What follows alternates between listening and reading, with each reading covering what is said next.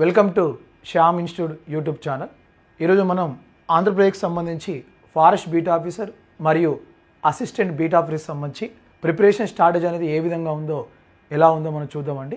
ముఖ్యంగా ప్రతి ఒక్క అభ్యర్థి, ముఖ్యంగా ఎబిఓకి మరియు ఏబీకి ప్రిపేర్ అయ్యే అభ్యర్థి గుర్తుపెట్టుకోవాల్సిన ముఖ్యమైన విషయం ఏంటంటే 2019కి ఉన్న సిలబస్కి 2025కు ఉన్న సిలబస్కి కొన్ని మార్పులు చేయడం అనేది కూడా జరిగింది.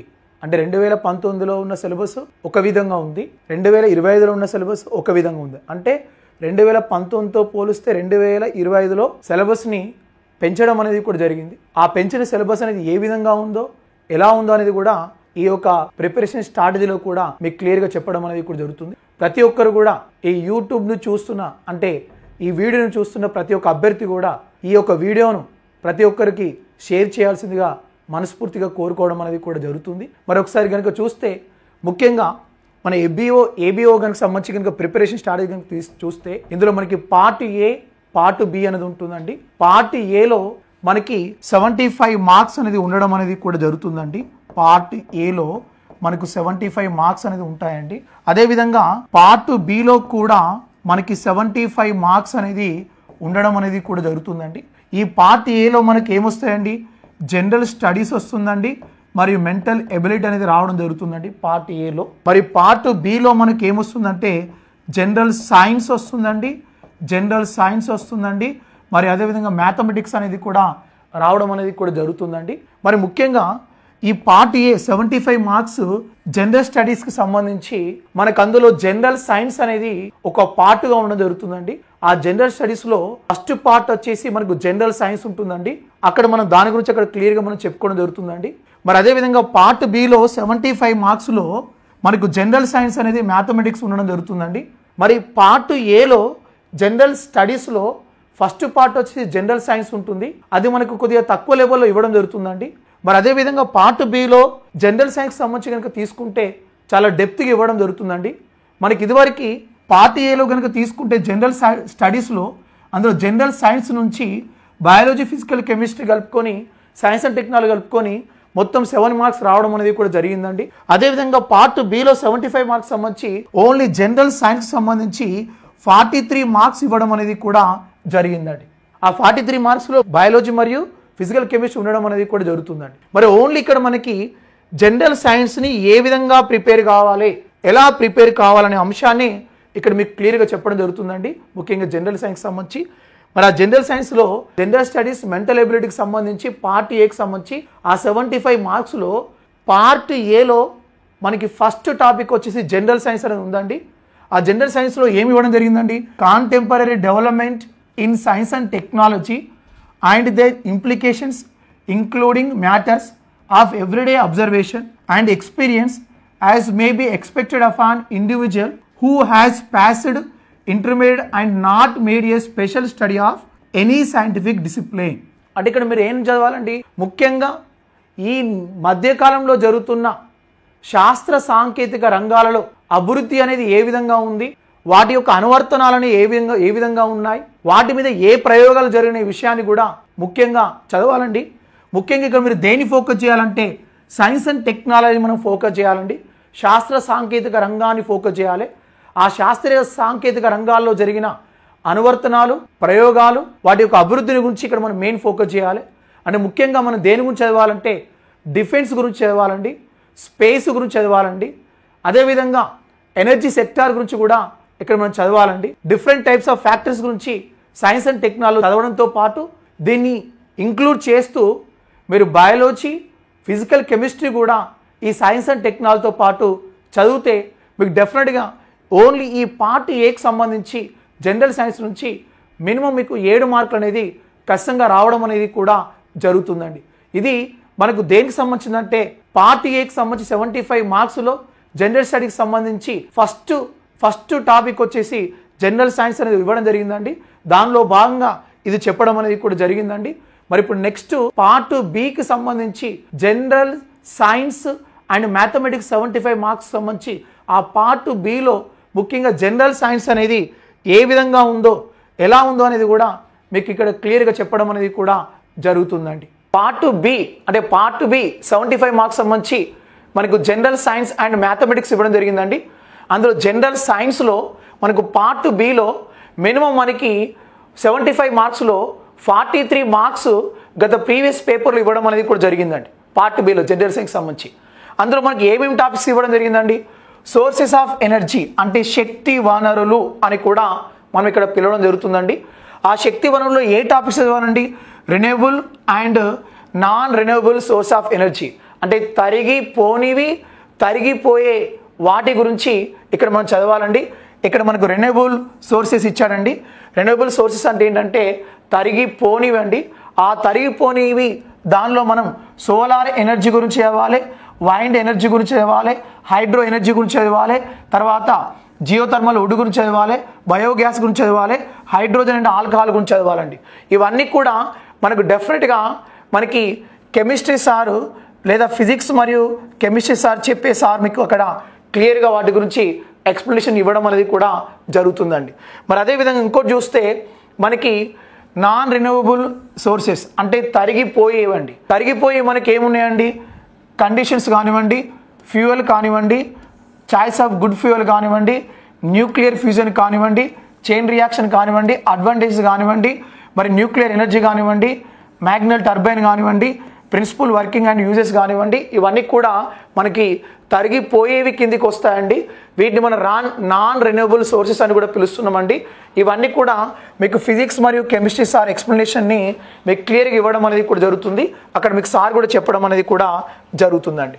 మరి ఇక్కడ మనకి మెయిన్గా ఇక్కడ మనకు జనరల్ సైన్స్లో బయాలజీ పార్ట్ ఇక్కడ మనకు స్టార్ట్ కావడం అనేది కూడా జరుగుతుందండి. ఇక్కడ మనకి ఈ జనరల్ సైన్స్లో మనకి ఏముంటాయండి? మనకి ఫిజిక్స్ వస్తుంది, కెమిస్ట్రీ వస్తుంది, బయాలజీ వస్తుంది. ఇప్పటివరకు చెప్పిన ఆ ఎనర్జీ సోర్సెస్ అనేవి మీకు ఫిజిక్స్ సార్ అక్కడ క్లియర్గా ఎక్స్ప్లెనేషన్ చేయడం జరుగుతుందండి. ఇక్కడ మనకు బయాలజీ స్టార్ట్ కావడం జరుగుతుందండి. లివింగ్ వరల్డ్ అండి. లివింగ్ వరల్డ్ అంటే జీవ ప్రపంచం అండి. ఈ జీవ ప్రపంచంలో మనం ఏమేమి చదవాలనే విషయాన్ని క్లియర్గా చెప్తానండి. ఇక్కడ క్లియర్గా వినాలండి. ఇక్కడ ఏముందండి? జీవ ప్రపంచంలో మనకి ఏ పార్ట్ వచ్చేసి life process such as nutrition, modes of nutrition, autotrophic, heterotrophic, parasitic and saprophytes. అంటే ఇక్కడ మనం ఏం చదవాలండి? ఈ ఏ అనే టాపిక్లో పోషణ మరియు రకాలు అని ఇచ్చి పోషణ మరియు రకాలు ఇచ్చి ఏమిచ్చాడండి? స్వయం పోషకాల గురించి ఇచ్చాడు, మరియు పరపోషకాల గురించి ఇవ్వడం జరిగింది, మరియు పరాన్న జీవుల గురించి ఇవ్వడం జరిగింది, మరియు పూతికాహారుల గురించి కూడా ఇవ్వడం జరిగిందండి. అంటే ఇప్పుడు ఏంటండి? మనకి పోషణ అనేది ఏ విధంగా జరుగుతుంది, అవి ఎన్ని రకాలుగా ఉంటాయి, అందులో స్వయం పోషకాలు అంటే ఏంటి, పరపోషకాలు అంటే ఏంటి, పరాన్న జీవులు అంటే ఏంటి, పూతికాహారులు అంటే ఏంటి. మరి ఇక్కడ స్వయం పోషకాలు ఆటోట్రోపిక్స్ అంటే ఏంటంటే ఇవి ఆహారాన్ని సొంతంగా తయారు చేసుకుంటాయి. మరి పరపోషకాలంటే వేరే వాటి మీద ఆధారపడతాయి. మరి పరాన్న జీవులు అంటే వేరే వాటి మీద ఆధారపడతాయి. ఆ ఆధారపడే జీవుల మీద ఈ పరాన్న జీవులు ఆధారపడతాయి. మరి పూతికాహారులు అంటే కుళ్ళిన పదార్థాలపైన పెరిగే వాటిని ఇక్కడ ఏమని పిలుస్తారంటే పూతికాహారులు అని కూడా మనం ప్రధానంగా పిలవడం అనేది కూడా జరుగుతుందండి. అంటే వీటన్నిటి గురించి చెప్పుకుంటే మనకి ఏ పార్ట్ మొత్తం కంప్లీట్ అయిపోతుందంటే మనకి ఏ పార్ట్ అనేది ఇక్కడ మొత్తం కంప్లీట్ కావడం అనేది కూడా జరుగుతుందండి. మరి ఇప్పుడు దీని తర్వాత నెక్స్ట్ మనకి బి పార్ట్ ఇవ్వడం జరిగిందండి. ఏంటండి? Nutrition in plant, photosynthesis, factors affecting the photosynthesis. అంటే పోషణ అనేది మొక్కల్లో ఏ విధంగా జరుగుతుంది, మొక్కల్లో పోషణ అనేది ఏ విధంగా జరుగుతుందని ఇవ్వడం జరిగిందండి. ఆ మొక్కల్లో పోషణ జరిగే విధానం కిరణజన్య సంయోగక్రియ విధానం ద్వారా ఆ పోషణ అనేది మొక్కల్లో జరుగుతుంది. ఆ కిరణజన్య సంయోగకు సంబంధించి కారకాలు ఏంటి అని చెప్పి అడగడం జరిగిందండి. అవునండి, మొక్కల లోపల పోషణ అనేది జరుగుతుంది. దేని ద్వారా జరుగుతుంది? కిరణజన్య సంయోగక్రియ ద్వారా జరుగుతుంది. మరి ఆ కిరణజన్య సంయోగక్రియ జరగడానికి ప్రధానమైన కారకాలు ఏంటి అని చెప్పి మనకు అక్కడ బి అనే టాపిక్లో ఇవ్వడం జరిగింది. కాబట్టి వాటి గురించి కూడా మీకు ఇక్కడ క్లియర్గా ఎక్స్ప్లెనేషన్ ఇవ్వడం అనేది కూడా జరుగుతుందండి. మరి అదేవిధంగా నెక్స్ట్ మనకి ఇక్కడ సి టాపిక్ వచ్చేసి ఏముందండి? Nutrition in animals like amoeba and grasshopper. అంటే ఇక్కడ ఏమడిగిందండి? పోషణ అనేది జంతువుల్లో ఏ విధంగా జరుగుతుంది, ఆ జంతువుల్లో ఏ విధంగా జరుగుతుందంటే అమీబాలో పోషణ ఏ విధంగా జరుగుతుందని చెప్పి అడిగాడు. మరియు గ్రాస్ హోపర్ అంటే మిడత లోపల పోషణ అనేది ఏ విధంగా జరుగుతుందని చెప్పి అడగడం జరిగిందండి. అక్కడ కూడా మనం అక్కడ క్లియర్గా ఇక్కడ వీటి గురించి కూడా ఎక్స్ప్లెనేషన్ ఇవ్వడం అనేది కూడా జరుగుతుందండి. మరి అదేవిధంగా హ్యూమన్ డైజెస్టివ్ సిస్టమ్ గురించి అడిగాడండి. అంటే మానవుని యొక్క జీర్ణ వ్యవస్థ గురించి అడగడం జరిగిందండి. మరి మానవుని యొక్క జీర్ణ వ్యవస్థలో ప్రధానంగా మనం వేటి గురించి మనం ప్రధానంగా చెప్పుకోవాలంటే ఎంజైముల గురించి మనం ప్రధానంగా హ్యూమన్ డైజెస్టివ్ సిస్టమ్ జీర్ణ వ్యవస్థ అనే టాపిక్లో చెప్పుకుంటే అది మనకు ఇక్కడ కంప్లీట్ కావడం అనేది కూడా జరుగుతుందండి. మరి అదేవిధంగా respiration in plants and animals అంటే శ్వాసక్రియ అనేది మొక్కల్లో మరియు జంతువుల్లో ఏ విధంగా జరుగుతుందని చెప్పి కూడా అడగడం జరిగింది. కాబట్టి ఆ మొక్కల లోపల శ్వాసక్రియ ఏ విధంగా జరుగుతుంది, ఆ జంతువుల లోపల శ్వాసక్రియ ఏ విధంగా జరుగుతుంది అనే విషయాన్ని కూడా అక్కడ మీకు క్లియర్గా చెప్పడం అనేది కూడా జరుగుతుందండి. మరి అదేవిధంగా types of respiration, aerobic and anaerobic respiration, శ్వాసక్రియ రకాలు. మరి ఎరోబిక్ రెస్పిరేషన్ అంటే వాయు సహిత శ్వాసక్రియ గురించి చెప్పుకోవాలి. మరియు అవాయు సహిత శ్వాసక్రియ గురించి కూడా మనం ఇక్కడ చెప్పుకోవాలండి. అంటే వాయు సహిత శ్వాసక్రియ, అవాయు సహిత శ్వాసక్రియ నుంచి కూడా మనకు క్లియర్గా చెప్పడం జరుగుతుందండి. ఆ శ్వాసక్రియ రకాలు మరియు అందులో ఉండే వాయు సహిత శ్వాసక్రియ, అవాయు సహిత శ్వాసక్రియ అనేది దేనిలో జరుగుతుందనే విషయాన్ని కూడా ఈ శ్వాసక్రియ రకాల్లో కూడా మీకు క్లియర్గా చెప్పడం అనేది కూడా జరుగుతుందండి. మరి అదేవిధంగా respiration throw skin, gills, trachea, lungs. శ్వాసక్రియ అనేది మనకు చర్మం ద్వారా జరుగుతుంది, మొప్పల ద్వారా జరుగుతుంది, వాయు నాళాల ద్వారా జరుగుతుంది, ఊపిరితిత్తుల ద్వారా జరుగుతుంది. మరి వేటిలో జరుగుతుంది అంటే మనకి ఎర్త్వామ్లో జరుగుతుంది, అంటే వానపాములో జరుగుతుంది, చేపల్లో జరుగుతుంది, మరియు మిడతలో జరుగుతుంది, మరియు హ్యూమన్లో జరుగుతుంది. అంటే ఇప్పుడు వానపాములో శ్వాసక్రియ దేని ద్వారా జరుగుతుంది, మరి ఫిషెస్లో శ్వాసక్రియ దేని ద్వారా జరుగుతుంది అంటే చేపల్లో. గ్రాస్ హోపర్లో శ్వాసక్రియ అనేది దేని ద్వారా జరుగుతుంది, మరి హ్యూమన్లో శ్వాసక్రియ అనేది దేని ద్వారా జరుగుతుంది. ఇక్కడ చూడండి, ఎర్త్వామ్లో శ్వాసక్రియ అనేది చర్మం ద్వారా జరుగుతుంది, అంటే ఎలా జరుగుతుంది అనే విషయాన్ని చెప్పాలి. మరి అదేవిధంగా చేపల్లో శ్వాసక్రియ గిల్స్, మొప్పల ద్వారా జరుగుతుంది, అది ఎలా జరుగుతుంది అనే విషయాన్ని కూడా క్లియర్గా చెప్పాలి. మరి గ్రాస్ హోపర్లో శ్వాసక్రియ వాయు నాళాల ద్వారా జరుగుతుంది, అది ఏ విధంగా జరుగుతుందని కూడా చెప్పాలి. మరి హ్యూమన్లో శ్వాసక్రియ లంగ్స్ ద్వారా జరుగుతుంది, అంటే ఊపిరితిత్తుల ద్వారా జరుగుతుంది, అది ఏ విధంగా జరుగుతుందో కూడా అక్కడ మీకు క్లియర్గా చెప్పడం జరుగుతుందండి. మరి అదేవిధంగా next knowledge of structure and function of human respiratory system. అంటే ఇక్కడ ఏంటంటే మానవుని యొక్క శ్వాస వ్యవస్థకు సంబంధించి ఆ శ్వాస వ్యవస్థ యొక్క నిర్మాణం అనేది ఏ విధంగా ఉంది, వాటి యొక్క విధులు అనేవి ఏ విధంగా ఉన్నాయో ఆ శ్వాస వ్యవస్థ అనే చాప్టర్ని మనం తీసుకోవాలి. ముఖ్యంగా హ్యూమన్ రెస్పిరేటరీ సిస్టమ్ శ్వాస వ్యవస్థ అనే చాప్టర్లో మనం తీసుకోవాలి.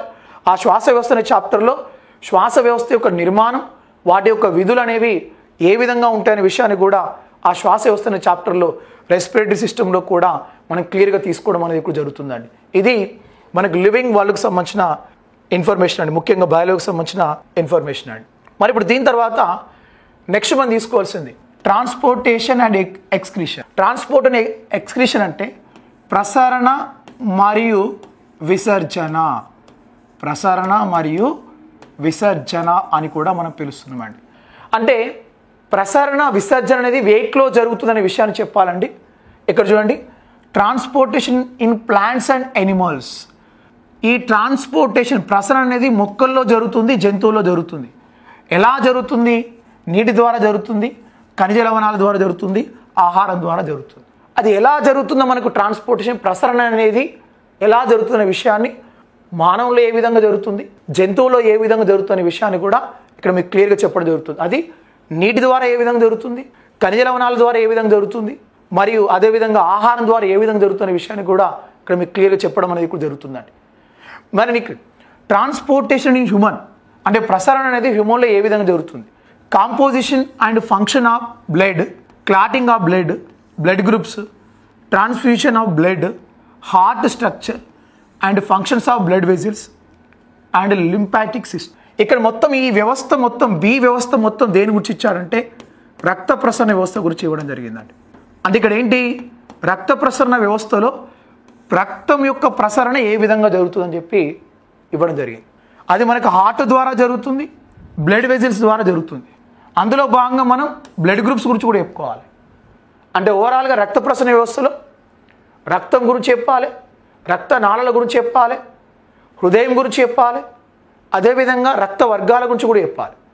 మొత్తం రక్త ప్రసరణ వ్యవస్థలో టాపిక్ మొత్తం చెప్తే ఈ బి చాప్టర్ అనేది మొత్తం కంప్లీట్ కావడం అనేది కూడా జరుగుతుందండి. మరి అదేవిధంగా excretion in animals, amoeba and earthworm, excretion in human, osmoregulation. విసర్జన అనేది జంతువుల్లో జరుగుతుంది. ముఖ్యంగా ఏ జంతువులో జరుగుతుంది? అమీబాలో జరుగుతుంది, ఎర్త్వామ్లో జరుగుతుంది. అంటే అమీబాలో జరుగుతుంది, వానపాములో జరుగుతుంది. మరి అమీబాలో విసర్జన ఏ విధంగా జరుగుతుంది, మరి వానపాములో విసర్జన అనేది ఏ విధంగా జరుగుతుంది అనే విషయాన్ని కూడా మనకు క్లియర్గా చెప్పాలి. అదేవిధంగా ఎక్స్క్రీషన్ హ్యూమన్, అంటే ఈ హ్యూమన్లో విసర్జన అనేది ఏ విధంగా జరుగుతుంది.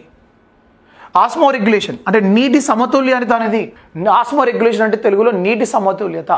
నీటి సమతుల్యత అనేది హ్యూమన్ బీయింగ్లో ఏ విధంగా జరుగుతుంది, విసర్జన అనేది కూడా మానవుల్లో ఏ విధంగా జరుగుతున్న విషయాన్ని కూడా ఇక్కడ మీకు క్లియర్గా చెప్పడం అనేది కూడా జరుగుతుందండి. మరి అదేవిధంగా nervous system and hormones in human reflex action, అంటే ముఖ్యంగా నాడీ వ్యవస్థ గురించి చెప్పాలి, మరి హార్మోన్ల గురించి చెప్పాలండి. ముఖ్యంగా అంటే హార్మోన్లు అంటే ఇక్కడ ఏ వ్యవస్థ కిందకి వస్తాయండి? అంతఃస్రావిక వ్యవస్థ గురించి చెప్పాలి. అంతఃస్రావిక వ్యవస్థ గురించి ఇక్కడ మనం క్లియర్గా చెప్పాలండి. మరి నాడీ వ్యవస్థల గురించి కూడా చెప్పాలి. నాడీ వ్యవస్థ అంటే అందులో మనకు కేంద్రీయ నాడీ వ్యవస్థ ఉంటుంది, పరిధేయ నాడీ వ్యవస్థ ఉంటుంది, స్వయంచోదిత నాడీ వ్యవస్థ ఉంటుంది. మనకి అంతఃస్రావిక వ్యవస్థలో ముఖ్యంగా హార్మోన్లు ఉంటాయి. అందులో లైంగిక హార్మోన్లు ఉంటాయి, అమైనో ఆమ్లాలచే ఏర్పడ్డ హార్మోన్లు ఉంటాయి, ప్రోటీన్లచే ఏర్పడ్డ హార్మోన్లు ఉంటాయి. వాటి గురించి మనం అక్కడ ఎక్స్ప్లెనేషన్ చేయాలండి. అలా చేస్తే మనకి నర్వస్ సిస్టమ్తో పాటు హార్మోన్ అనే టాపిక్ కూడా మొత్తం కంప్లీట్ కావడం అనేది కూడా జరుగుతుందండి. అంటే ఇది మనకి ట్రాన్స్పోర్టేషన్ మరియు ఎక్స్క్రీషన్కి సంబంధించిన ఇన్ఫర్మేషన్ అండి. నెక్స్ట్ మనకి ఫోర్త్ చాప్టర్ వచ్చేసి reproduction, growth, heredity and evolution. Reproduction అంటే ప్రత్యుత్పత్తి, గ్రోత్ అంటే పెరుగుదల, హెరిడిటీ అంటే అనువంశికత, ఎవల్యూషన్ అంటే జీవ పరిణామం. అంటే ఇందులో ఫస్ట్ రిప్రొడక్షన్ అండ్ గ్రోత్ అండి, అంటే ప్రత్యుత్పత్తి మరియు పెరుగుదల. ఇందులో టైప్స్ ఆఫ్ రిప్రొడక్షన్ అంటే ప్రత్యుత్పత్తి అనేది వివిధ రకాలుగా ఉంటుంది. అది ఎన్ని రకాలుగా ఉంటుంది? Asexual, fusion, budding, regeneration, vegetative propagation in plants, cutting, grafting and layering and parthenogenesis. అంటే ఇక్కడ ఒక క్లియర్ చెప్తున్నాను, మనం అలైంగిక ప్రత్యుత్పత్తి, అసెక్సువల్ రిప్రొడక్షన్ అంటే మనం ప్రధానంగా దేని గురించి చదవాలంటే అలైంగిక ప్రత్యుత్పత్తి గురించి మనం చదవాలండి. అలైంగిక ప్రత్యుత్పత్తి అనేది వేటి ద్వారా జరుగుతుంది? మనకి ఫ్యూజన్ ద్వారా, విచ్చిత్ ద్వారా జరుగుతుంది, బడ్డింగ్ ద్వారా జరుగుతుంది, అంటే కోరకి భవనం ద్వారా జరుగుతుంది, మరి రీజనరేషన్ అంటే పునరుత్పత్తి ద్వారా జరుగుతుంది. ఏంటండి? ఫ్యూజన్ అంటే మనకి విచ్చిత్తి, బడ్డింగ్ అంటే మనకి కోరకి భవనం, రీజనరేషన్ అంటే పునరుత్పత్తి. వీటన్నిటి ద్వారా మనకు అలైంగిక ప్రత్యుత్పత్తి జరుగుతుంది. అది ఎలా జరుగుతుంది, వేటిలో జరుగుతుంది అనే విషయాన్ని మనం క్లియర్గా చెప్పుకోవాలి. మరి next vegetative propagation in plants, అంటే మొక్కల్లో శాఖీయ ప్రత్యుత్పత్తి ఎలా జరుగుతుందని చెప్పి అడిగారండి. మరి మొక్కల్లో శాఖీయ ప్రత్యుత్పత్తి మొత్తం 3 రకాలుగా జరుగుతుందండి. ఒకటి వేర్ల ద్వారా జరుగుతుంది, రెండోది వచ్చేసి కాండాల ద్వారా జరుగుతుంది, మూడోది వచ్చేసి మనకి పత్రాల ద్వారా జరుగుతుందండి. ఆ మూడింటి ద్వారా మనకి వెజిటేటివ్ ప్రాపగేషన్ అంటే శాఖీయ ప్రత్యుత్పత్తి అనేది మొక్కల్లో జరుగుతుంది. అదేవిధంగా కట్టింగ్ అంటే ఛేదనం గురించి మనం చెప్పుకోవాలండి. గ్రాఫ్టింగ్ అంటే అంటు కట్టడం గురించి మనం చెప్పుకోవాలండి. లేయరింగ్ అంటే అంటు తొక్కడం. అంటే మనకు శాఖీయ ప్రత్యుత్పత్తి మనకు 3 విధానం అండి. శాఖీయ ప్రత్యుత్పత్తి విధానాలు అనేవి 3 రకాలుగా ఉంటాయి. ఏంటండి? ఛేదనం అంటే కట్టింగ్, అంటు కట్టడం అంటే గ్రాఫ్టింగ్, లేయర్ అంటే అంటు తొక్కడం. వాటి గురించి కూడా మనం అక్కడ క్లియర్గా చెప్పాలండి. మరి అదేవిధంగా పార్థనోజెనిసిస్ గురించి చెప్పాలంటే పార్థనోజెనిసిస్ అంటే ఫలాలు రకాలు. ఆ ఫలాల రకాల్లో మనకి ఏముంటాయి? పార్థనోజెనిసిస్ అంటే మనకి అందులో మనం ప్రధానంగా చెప్పుకోవాల్సింది నిజ ఫలాలు ఉంటాయి, అనిషేక ఫలాలు ఉంటాయి, మరియు ఆనృత ఫలాలు ఉంటాయి. ఆ మూడింటి గురించి చెప్పుకుంటే మనకు పార్థనోజెనిసిస్ అనే టాపిక్ కూడా మొత్తం కంప్లీట్ కావడం అనేది కూడా జరుగుతుందండి. మరి అదేవిధంగా ఇది మనకి ఏ పార్ట్కి సంబంధించిందండి. మరి ఇప్పుడు దీని తర్వాత నెక్స్ట్ మనం చెప్పుకోవాల్సిన బి పార్ట్ ఇక్కడ ఏముంది? ఈ టైప్స్ ఆఫ్ రిప్రొడక్షన్లో మనకి బి పార్ట్ ఏముంది? Sexual reproduction and its significance, reproductive parts of plants, pollination and fertilisation. అంటే ఇక్కడ చూడండి, లైంగిక ప్రత్యుత్పత్తి అనేది ఇప్పటివరకు మనం మొక్కల్లో జరిగే అలైంగిక ప్రత్యుత్పత్తి గురించి చెప్పుకున్నాం. ఇప్పుడు లైంగిక ప్రత్యుత్పత్తి అనేది మొక్కల్లో ఏ విధంగా జరుగుతుందని చెప్పాలి. ఈ లైంగిక ప్రత్యుత్పత్తిలో ఉండే భాగం ఏదంటే పుష్పం అండి. లైంగిక ప్రత్యుత్పత్తిలో ఉండే భాగం ఏదంటే పుష్పం అనేది మనకు ముఖ్యంగా ప్రధానంగా తీసుకోవడం జరుగుతుంది. ఆ పుష్పంలో మనకి పార్ట్స్ ఆఫ్ ప్లాంట్స్ అంటే ఏమున్నాయి? పార్ట్స్ ఆఫ్ ప్లాంట్ రక్షక పత్రావళి, ఆకర్షక పత్రావళి, కేసరావళి, అండకోశం, వాటన్నిటి గురించి కూడా చెప్పుకోవాలండి. దాంతోపాటు మనకు పాలినేషన్ అంటే పరాగ సంపర్కం గురించి మనం ప్రధానంగా చెప్పుకోవాలండి. పాలినేషన్ అంటే పరాగ సంపర్కం చెప్పుకోవాలి. ఆ పరాగ సంపర్కం మనం వేడి గురించి చెప్పుకోవాలండి. Self pollination, cross pollination. ఈ పరాగ సంపర్కం అనేది రెండు రకాలుగా ఉంటుందండి. ఏముంటుందండి? ఒకటి స్వపరాగ సంపర్కం అనేది ఉంటుందండి, ఒకటి వచ్చేసి స్వపరాగ సంపర్కం అనేది ఉంటుంది, రెండోది వచ్చేసి పరపరాగ సంపర్కం అనేది ఉంటుందండి. అక్కడ మనం స్వపరాగ సంపర్కం చెప్పుకోవాలి, పరపరాగ సంపర్కం చెప్పుకుంటే మనకు పాలినేషన్ అంటే పరాగ సంపర్కం అనే టాపిక్ కూడా మొత్తం కంప్లీట్ కావడం అనేది కూడా జరుగుతుందండి. మరి అదేవిధంగా నెక్స్ట్ మనం ప్రధానంగా చెప్పుకోవాల్సింది ఫెర్టిలైజేషన్ అండి. ఫెర్టిలైజేషన్ అంటే దేని గురించి చెప్పాలంటే ఫలదీకరణం గురించి మనం ప్రధానంగా చెప్పుకోవాలండి. ఫలదీకరణం జరిగిన తర్వాత ఏ విధంగా జరుగుతుందంటే ఆఫ్టర్ ఫెర్టిలైజేషన్ మనకి ఫలదీకరణం జరిగిన తర్వాత ఏం జరుగుతుంది? ఫలం అనేది ఏర్పడుతుంది. అవి ఏ విధంగా ఉంటాయి, అవి ఎలా ఉంటాయి అనే విషయాన్ని కూడా, ఆ ఫలదీకరణం అనేది ఏ విధంగా జరుగుతున్న విషయాన్ని కూడా మొక్కల్లో అది మనం క్లియర్గా చెప్పుకోవాలండి. మరి ఏవి కలిస్తే ఫలదీకరణం జరుగుతుంది అంటే అండాలు మరియు పరాగరేణు రెండు కలిస్తేనే ఫలదీకరణం జరుగుతుంది. అవి రెండు ఎలా కలుస్తాయనే విషయాన్ని కూడా అక్కడ మీకు క్లియర్గా చెప్పడం అనేది కూడా జరుగుతుందండి. Next human reproductive system, mental and physical change during human development. మన ఇక్కడ ప్రధానంగా మనం ప్రత్యుత్పత్తి, ముఖ్యంగా మానవుని ప్రత్యుత్పత్తి వ్యవస్థ గురించి ఇక్కడ మనం ప్రధానంగా మాట్లాడాలండి. ఇప్పుడు బి అయిపోయింది, బి అయిపోయింది, ఇప్పుడు నెక్స్ట్ సి అండి. మానవుని యొక్క ప్రత్యుత్పత్తి వ్యవస్థ గురించి మనం ప్రధానంగా మాట్లాడాలి. మానవుని ప్రత్యుత్పత్తి వ్యవస్థ అనేది మనకు రెండు రకాలుగా ఉంటుంది. ఒకటి ఏముంటుందండి? పురుష ప్రత్యుత్పత్తి వ్యవస్థ గురించి మాట్లాడాలి, స్త్రీ ప్రత్యుత్పత్తి వ్యవస్థ గురించి మనం ప్రధానంగా మాట్లాడాలండి. అంటే ఇప్పుడు పురుష ప్రత్యుత్పత్తి వ్యవస్థలో మనకి ఏ విధంగా ప్రత్యుత్పత్తి జరుగుతుంది, స్త్రీ ప్రత్యుత్పత్తి వ్యవస్థలో ఏ విధంగా ప్రత్యుత్పత్తి జరుగుతుంది, ఆ పురుష ప్రత్యుత్పత్తి వ్యవస్థలో ఉండే ప్రత్యుత్పత్తి భాగాలేంటి, ఆ స్త్రీ ప్రత్యుత్పత్తి వ్యవస్థలో ఉండే స్త్రీ ప్రత్యుత్పత్తి భాగాలేంటి అనే విషయాన్ని కూడా అక్కడ మీకు క్లియర్గా చెప్పడం అనేది కూడా జరుగుతుందండి. నెక్స్ట్ హెరిడిటీ అండ్ ఎవల్యూషన్, అనువంశికత మరియు జీవ పరిణామం. అనువంశికత, జీవ పరిణామం అంటే మనకి వంశపారపర్యంగా వచ్చే వ్యాధులు ఏమున్నాయి, అనువంశికంగా వచ్చే వ్యాధులు ఏమున్నాయి, అవి ఏ విధంగా ఉంటాయి, ఎలా ఉంటాయి అనే విషయాన్ని కూడా మనం క్లియర్గా చెప్పాలండి. ఇక్కడ ఎవల్యూషన్, జీవ పరిణామం అనేది ఏ విధంగా జరుగుతున్న విషయాన్ని కూడా మీకు క్లియర్గా చెప్పడం జరుగుతుంది. ఇక్కడ ఏముందండి? ఫస్ట్ హెరిడిటీ అండ్ వేరియేషన్స్ అంటే అనువంశికత రకాల గురించి చెప్పాలి. అనువంశికత రకాలు అంటే ఏంటంటే ఒక పురుషునికి సంబంధించి కనుక తీసుకుంటే బట్టతల అనేది వస్తుంది, వాళ్ళకు పుట్టబోయే బిడ్డలు కూడా బట్టతల వస్తుంది.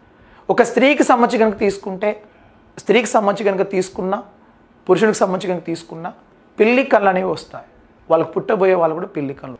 మళ్ళీ హీమోఫీలియా అనేది ఒకరికి వస్తుంది, వాళ్ళకు పుట్టబోయే బిడ్డలు కూడా తల్లిదండ్రులకు సంబంధించి హీమోఫీలియా అనే వ్యాధి వస్తే పుట్టబోయే బిడ్డలు కూడా హీమోఫీలియా అనే వ్యాధి వస్తుంది. అంటే హీమోఫీలియా అంటే రక్తం గడ్డకట్టకపోవడం. ఇవన్నీ కూడా దేని కిందకి వస్తాయంటే అనువంశికత రకాల కిందికి వస్తాయి. అందులో ఏముంటాయి, ఏ విధంగా ఉంటాయనే అంశాన్ని కూడా మీకు క్లియర్గా అందులో ఎక్స్ప్లెనేషన్ ఇవ్వడం జరుగుతుందండి. మరి అదేవిధంగా physical basis of heredity chromosomes, DNA, jeans, sex determination. అంటే మెయిన్గా మనం క్రోమోజోమ్కి సంబంధించి అనువంశికత అనేది ఏ విధంగా జరుగుతుంది, ఆ క్రోమోజోమ్స్లు అనేవి ఎన్ని రకాలు ఉంటాయి, ఆ క్రోమోజోమ్స్లో డిఎన్ఏ యొక్క పరివర్తనం అనేది ఏ విధంగా ఉంటుంది, ఆ క్రోమోజోమ్స్లో మనకి శారీరక క్రోమోజోములు ఉంటాయి, లైంగిక క్రోమోజోములు ఉంటాయి, వాటి గురించి మనం క్లియర్ ఎక్స్ప్లెనేషన్ చేయాలండి. మరి అదేవిధంగా జీన్స్, జన్యువుల గురించి మనం మాట్లాడుకోవాలండి. అంటే జన్యువులు అనేవి ఒక తల్లిదండ్రులకు సంబంధించిన జన్యువులు పుట్టబోయే బిడ్డలకు వస్తాయి, ఆ పుట్టబోయే బిడ్డలకు జన్యువులు ఏ విధంగా వస్తాయి, ఎలా వస్తాయి అనే విషయాన్ని కూడా ఆ జన్యువులు అనే టాపిక్లు మనం తీసుకోవాలండి. మరి సెక్స్ డిటర్మినేషన్ అంటే లింగ నిర్ధారణ మనం చేయాలి. లింగ నిర్ధారణ ఏ విధంగా చేస్తారు? ఇక్కడ ఎక్స్ అంటే మనకు ప్రధానంగా తీసుకోవాల్సింది ఎవరు? స్త్రీకి సంబంధించిందండి. మరి XY అంటే ఏంటంటే పురుషునికి సంబంధించిందండి. అంటే ఇప్పుడు దేన్ని బట్టి చేసినాం? సెక్స్ డిటర్మినేషన్ మనం క్రోమోజోమ్స్ని బట్టి లింగ నిర్ధారణ చేసినాం. XX అంటే స్త్రీకి సంబంధించింది, XY అంటే పురుషునికి సంబంధించింది. అంటే ఆ సెక్స్ డిటర్మినేషన్ అంటే ఆ లింగ నిర్ధారణ అనేది ఏ విధంగా జరిగింది, ఎలా జరిగింది అనే విషయాన్ని కూడా అందులో మీకు క్లియర్గా చెప్పడం అనేది కూడా జరుగుతుందండి. మరి అదేవిధంగా ఎలిమెంటరీ నాలెడ్జ్ ఆఫ్ ఎవల్యూషన్, జీవ పరిణామ రకాలు, జీవ పరిణామ రకాలు ఏ విధంగా ఉంటాయి, అవి ఎలా ఉంటాయనే అంశాన్ని కూడా ఇందులో మీకు క్లియర్గా చెప్పడం అనేది కూడా జరుగుతుందండి. నెక్స్ట్ న్యాచురల్ రిసోర్సెస్, సహజ వనరులు, న్యాచురల్ రిసోర్సెస్ 5th చాప్టర్ వచ్చేసి మెటల్స్, లోహాలు. ఇందులో మీకు ఈ లోహాలకు సంబంధించి మీకు కెమిస్ట్రీ సార్ క్లియర్గా ఎక్స్ప్లెనేషన్ ఇవ్వడం అనేది కూడా జరుగుతుందండి లోహాలకు సంబంధించి. అందులో మనకి టైప్స్ ఆఫ్ ఉన్నాయి కాబట్టి సార్ మీకు క్లియర్గా చెప్తాడు. అదేవిధంగా నాన్ మెటల్స్ అలోహాల గురించి కూడా మీకు అక్కడ సారు కెమిస్ట్రీ సార్ మీకు క్లియర్గా ఎక్స్ప్లెనేషన్ ఇవ్వడం అనేది కూడా జరుగుతుందండి. దీని తర్వాత నెక్స్ట్ కార్బన్ కాంపౌండ్స్ అంటే కార్బన్ సమ్మేళనాలు, ఇది కూడా కెమిస్ట్రీ సార్ మీకు క్లియర్గా ఎక్స్ప్లెనేషన్ ఇవ్వడం అనేది కూడా జరుగుతుందండి. అది మీరు అక్కడ చూసుకోండి. Next environment and environmental problems, పర్యావరణం మరియు పర్యావరణ సమస్యలు. Causes prevention and control environmental problems, land water air noise pollution and accumulation waste materials. అంటే ఇక్కడ ఏంటండి, మనకి పర్యావరణం యొక్క సమస్యలు ఏ విధంగా ఉద్భవిస్తాయి, ఆ పర్యావరణాన్ని రక్షించడానికి అవలంబించే పద్ధతులు ఏంటి, ఆ పర్యావరణ సమస్యలు అనేవి ఏ విధంగా వస్తాయి అని చెప్పి అడిగాడు. అంటే గాలి కాలుష్యం ద్వారా పర్యావరణం అనేది ప్రభావానికి లోనవుతుంది, నీటి కాలుష్యం ద్వారా పర్యావరణం అనేది ప్రభావానికి లోనవుతుంది. మరి అదేవిధంగా అంటే శబ్ద కాలుష్యం ద్వారా పర్యావరణం అనేది ప్రభావానికి లోనవుతుంది, భూ కాలుష్యం ద్వారా పర్యావరణం అనేది ప్రభావానికి లోనవుతుంది. అంటే ఇక్కడ మనం ఏంటండి, పర్యావరణంకి సంబంధించి సమస్యలు ఏ విధంగా వస్తాయి, గాలి కాలుష్యం ద్వారా వస్తాయి, నీటి కాలుష్యం ద్వారా వస్తాయి, శబ్ద కాలుష్యం ద్వారా వస్తాయి, భూ కాలుష్యం ద్వారా వస్తాయి. మరి ఆ పర్యావరణాన్ని రక్షించే బాధ్యతలు ఏ విధంగా ఉన్నాయి, వాటిని ఏ విధంగా తీసుకోవాలనే విషయాన్ని మనకు ఫస్ట్ టాపిక్లో చేర్చడం అనేది కూడా జరిగిందండి. మరి అదేవిధంగా biodegradable and non biodegradable materials అండి, అంటే విచ్ఛిన్న కాలుష్యం మరియు అవిచ్ఛిన్న కాలుష్యం అనేది ఏ విధంగా జరుగుతుంది. విచ్ఛిన్న కాలుష్యం అనేది మానవుడు, జంతువులు మరియు పరిశ్రమలకు సంబంధించిన వ్యర్థ పదార్థాల ద్వారా విచ్ఛిన్న కాలుష్యం జరుగుతుంది. మరి ప్లాస్టిక్ మరియు రబ్బర్ మరియు పాలిథిన్ కవర్ల ద్వారా అవిచ్ఛిన్న కాలుష్యం జరుగుతుంది. అంటే బయోడిగ్రేడబుల్, నాన్ బయోడిగ్రేడబుల్ పొల్యూషన్ గురించి మనం అక్కడ మాట్లాడాలండి. Next interaction between biotic and non biotic components of ecosystem. అంటే మనకి ఇక్కడ ఏంటంటే జీవ అనుఘటకాలు, నిర్జీవ అనుఘటకాల గురించి మాట్లాడాలి. Biotic components, non biotic components అంటే జీవ అనుఘటకాలు, నిర్జీవ అనుఘటకాల గురించి మాట్లాడాలి. జీవ అనుఘటకాలు బయోటిక్ కాంపోనెంట్స్ అంటే మనకి ఇక్కడ ఏమొస్తాయి, ఫస్ట్ మనకి జీవ అనుఘటకాల కిందకి ఎవరెవరు వస్తారంటే ఉత్పత్తిదారులు వస్తారు, రెండోది వచ్చేసి వినియోగదారులు వస్తారు, మూడోది వచ్చేసి విచ్ఛిన్నకారులు వస్తారు, విచ్ఛిన్నకారులు రావడం జరుగుతుంది. అంటే ఈ ముగ్గురు గురించి మనం చెప్పుకుంటే మనకి బయోటిక్ అంటే జీవ అనుఘటకాలకు అనే టాపిక్ మొత్తం కంప్లీట్ అయిపోతుంది. అంటే ఇదంతా ఎక్కడ, ఆవరణ వ్యవస్థ, ఆవరణ శాస్త్రం అనే టాపిక్లో ఈ టాపిక్ ఉంటుందండి. నాన్ బయోటిక్ కాంపోనెంట్స్ అంటే నిర్జీవ అనుఘటకాలు, నిర్జీవ అనుఘటకాల కిందకి ఏమొస్తుంది, గాలి వస్తుంది, నీరు వస్తుంది, ఉష్ణోగ్రత వస్తుంది, మరియు పీడనం అనేది కూడా వస్తుంది. ఇవన్నీ కూడా నిర్జీవ అనుఘటకాలు. అంటే జీవ అనుఘటకాలు అంటే చలనం ఉన్న వాటిని జీవ అనుఘటకాలు అని పిలుస్తారు, చలనం లేని వాటిని నిర్జీవ అనుఘటకాలు అంటారు. ఇవన్నీ మనకి ఎక్కడ వస్తాయంటే ఆవరణ శాస్త్రం అనే టాపిక్లో కూడా రావడం అనేది కూడా జరుగుతుందండి. మరి ఇప్పుడు నెక్స్ట్ మనం తీసుకోవాల్సింది ecological balance, efforts and measure for conservation of environment. అంటే ఇక్కడ ఏంటంటే పర్యావరణంకు సంబంధించి మెజర్స్ ఏం తీసుకోవాలంటే, మెజర్స్ అంటే ఏ విధంగా ఆ పర్యావరణాన్ని రక్షించడంలో మనం ఏ చర్యలు తీసుకోవాలి, ఏ చర్యలు తీసుకోవడం వల్ల మనం పర్యావరణం రక్షించవచ్చు, ఏ చర్యలు తీసుకోవడం వల్ల మన పర్యావరణంలో ఎలాంటి లోపాలు లేకుండా చూసుకోవచ్చు అనే విషయాన్ని కూడా మనం ఈ టాపిక్లో మనం తీసుకోవడం అనేది కూడా జరుగుతుందండి. Next process of water management and conservation. అంటే ఇక్కడ ఏంటంటే నీటి సంరక్షణ అనేది ఏ విధంగా చేయాలనే విషయాన్ని మనకు అంటే process of water management and conservation అంటే నీటి సంరక్షణ అనేది ఏ విధంగా ఉండాలనే విషయాన్ని కూడా ఇక్కడ మనం క్లియర్గా చేయడం జరుగుతుందండి. ఫస్ట్ ఇక్కడ మనం రెయిన్ వాటర్ హార్వెస్టింగ్ అండి, అంటే వర్షపు నీటి సంరక్షణ మనం ఏ విధంగా చేయాలి అంటే ఇంకుడు గుంతల ద్వారా చేయాలి, చెరువుల ద్వారా చేయడం ద్వారా ఈ వర్షపు నీటి సంరక్షణ మనం ఈజీగా చేయవచ్చండి.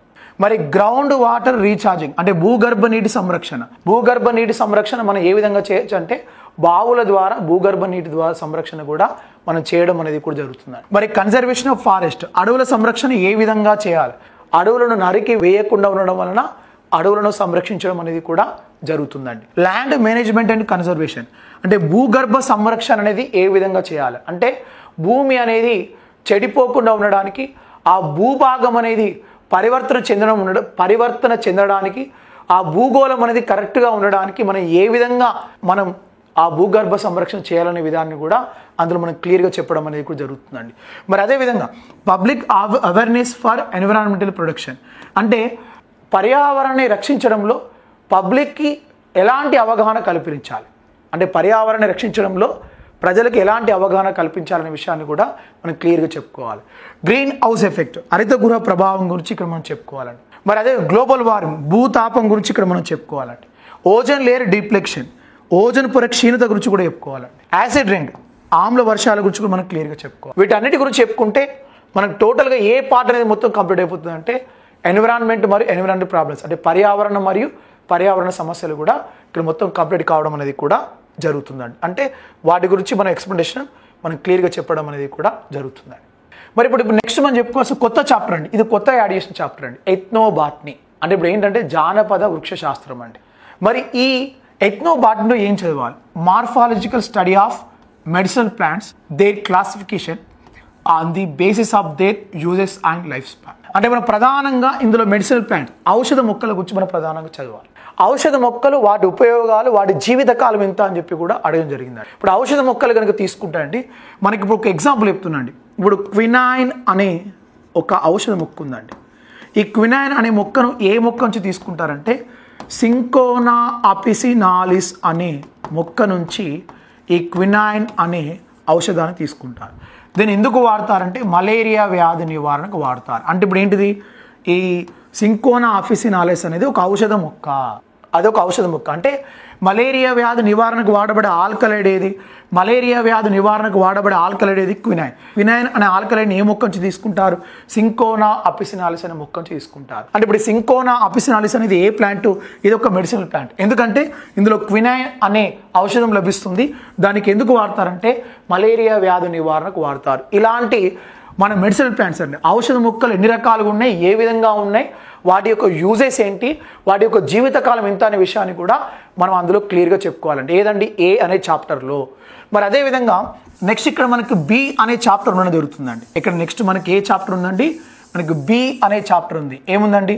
Study of botanical names and medicinal use of the following seasonal and perineal plants అండి. అంటే ఇక్కడ ఏంటండి శాస్త్రీయ నామాల గురించి చెప్పు అని చెప్పాడు. ఆ శాస్త్రీయ నామాలకు సంబంధించి వాటి యొక్క మొక్కలకు సంబంధించి మెడిసినల్ యూజ్ అయినవి ఏమైనా ఉన్నాయా వాటి గురించి చెప్పు అన్నాడు.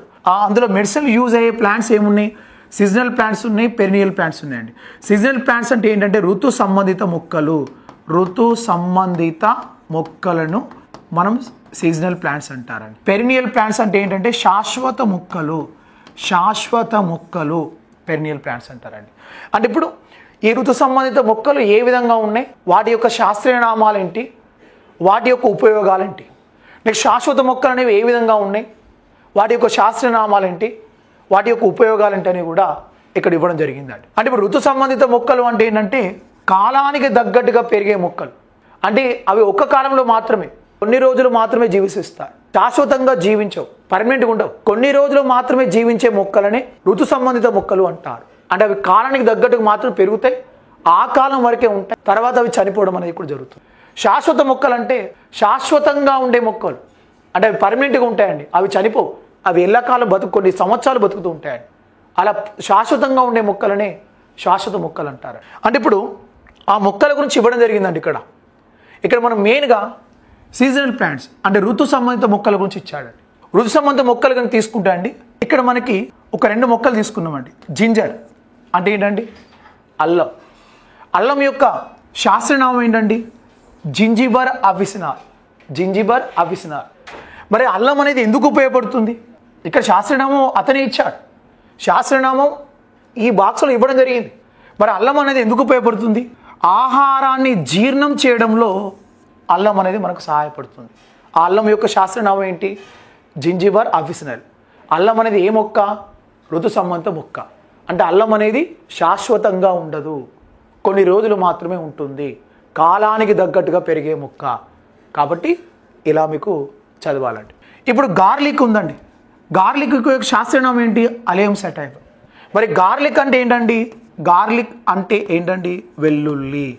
వెల్లుల్లి. వెల్లుల్లిని ఇంగ్లీష్లో ఏమంటారు? గార్లిక్. వెల్లుల్లి యొక్క శాస్త్రనామం అలియం సెటైవ్. ఈ వెల్లుల్లిని తీసుకోవడం వల్ల ఏమవుతుందంటే ఈ వెల్లుల్లిని తీసుకోవడం వల్ల ఇమ్యూనిటీ పవర్ పెరుగుతుందండి. మానవుని యొక్క రోగ నిరోధక శక్తిని పెంచడంలో ఈ వెల్లుల్లి అనేది కీలక పాత్ర వహిస్తుంది. అంటే ఇక్కడ మనకి ఏమడిగిందండి, సీజనల్ ప్లాంట్స్ ఋతు సంబంధిత మొక్కల యొక్క శాస్త్రీయ నామాలు అడిగాడు, మెడిసిన్ యూజ్ ఏంటి, దానివల్ల ఉపయోగాలు ఏంటని కూడా అడిగాడు. ఇలా చాలా మొక్కల గురించి ఇక్కడ మనకి ఇవ్వడం జరిగిందండి.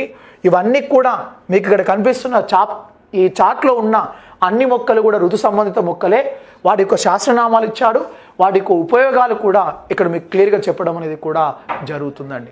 మరి అదేవిధంగా నెక్స్ట్ మనం తీసుకోవాల్సింది ఏంటంటే పెరినియల్ ప్లాంట్స్ అండి.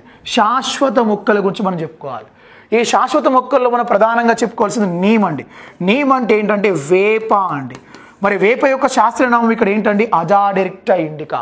మరి వేపను ఎందుకు వాడతారండి, చర్మ వ్యాధుల నివారణలో